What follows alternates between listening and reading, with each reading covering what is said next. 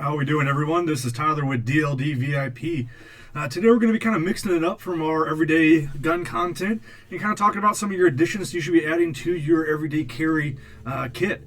So today we're going to be talking about medical supplies. It's always great to have medical supplies when you are carrying a firearm and also when you are going to the range in that. So today I'll be presenting you guys with my everyday carry bag that goes along with me to the range, here at the gun store, every day with me while I'm actually working on the ambulance as a nationally registered paramedic. So this is my personal everyday carry bag here. It's got all my gunshot equipment, everything that I'm going to be needing to take care of me personally if something were to happen while I'm out on a call, here at the store or at the range, if something traumatic were to happen here. So kind of give you a little overview of what I found to work personally for me. That may not say that it may not work for you personally. There are some things that you can always throw into there, interchange, mix around in that. But this is just stuff that I found that has worked over the years of working in the emergency medical service here. All right, so I got a nice little, small little bag here. 2 zippers on the side, nice little nylon and molly strapping. So if I ever wanted to add more things onto the outside, I always can. But I like to keep it nice and small and simple and just keep the very necessities that I'm going to need personally to take care of myself if something were to happen. So kind of go flap by flap here and kind of show you everything that I do carry with me personally.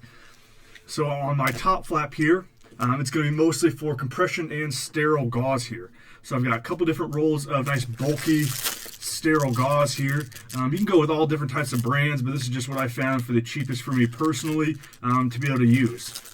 So a couple different sizes there of nice sterile gauze, different overall sizes and quantities there that I may need. A little bit of ace bandage here and a little bit of Conan as well for a nice little easy compression there. With this particular bag, just got it off of Amazon there. Pretty easy price, didn't have to spend tons of money for an everyday carry bag. Just a nice little simple one here. With being in emergency medicine, I do have access to things that you may not have as a civilian. So don't worry if you don't have the ability to get these for your everyday carry bag. This is just what I found to use personally. So I got all my bulky dressing, compression bandages here with a little bit of Conan, and always a nice little bit of surgical superglue here. Always nice to have. One of those things I've kind of picked up over the years. You bribe a few nurses in that, you can get a few supplies that you may not be able to get normally out on the everyday market. All right, so we'll go over here to my, view here would be my right side here. So I got a little bit of compressed gauze, nice little sterile compressed gauze, nice little brick from NAR, North American Rescue there. They do great supplies. Not trying to plug them, but they do great supplies for your firearm community and also for the EMS community. They make great stuff. Nice little wedge here that you can throw into your bag. Nice little compressed gauze. Back in the pouch here, I got a little bit of Quick Clot. So it's a little bit of gauze here with Quick Clot impregnated into the actual gauze itself. Great for your extremities.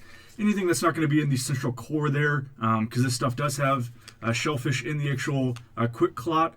So it's not really recommended for core blood stopping. It's mostly for your extremities, arms, legs, and that, just to be able to stop a little bit of bleeding there. One thing you always do need is a nice little tourniquet. Personally, I do like to use the cat tourniquet just because it is the simplest to use. And it does have the ability to write on time there without actually having to write on your personal body or whoever you're applying that tourniquet onto. And it is the easiest to be able to talk kind of a layperson through on how to use it. So that's going to be everything for that pouch there.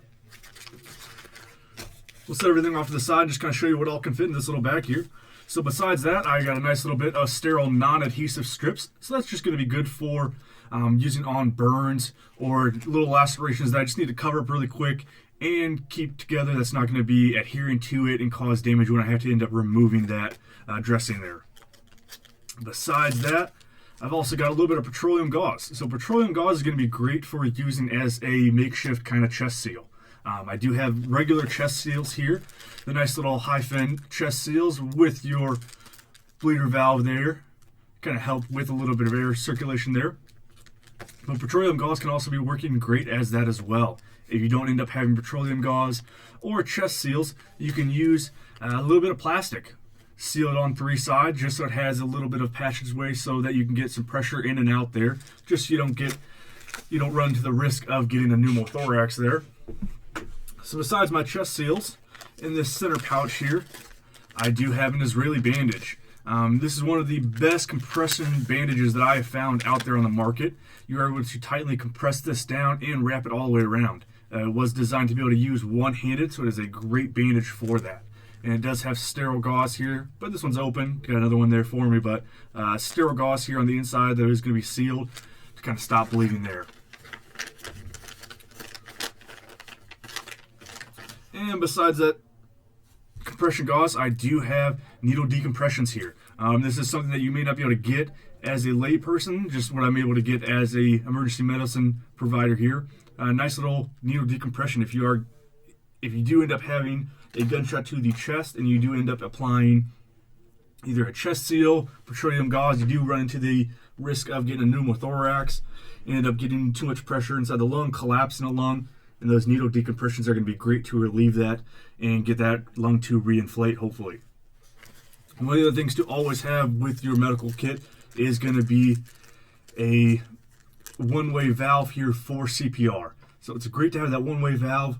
Many cases when you are doing CPR, you do get a little bit of bodily fluid that will kind of come up through the mouth there. So it's great to have that one-way valve. Besides that one-way valve, moving on to my next little pouch here, got some nice non-latex sterile gloves. Always great to have those. And more of the non-stick compression pads here. Great for burns, just so you don't end up causing extra trauma when you end up applying that bandage and then having to take it off to rebandage it. Besides that, I got a little bit of burn dressing. Nice little bit of burn dressing there, impregnated in that gauze.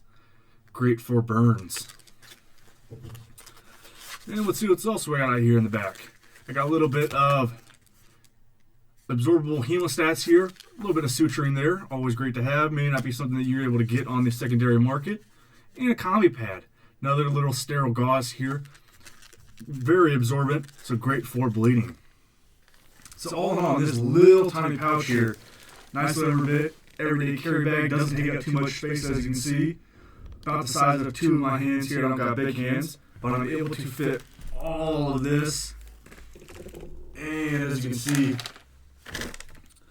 all the rest of my medical supplies here.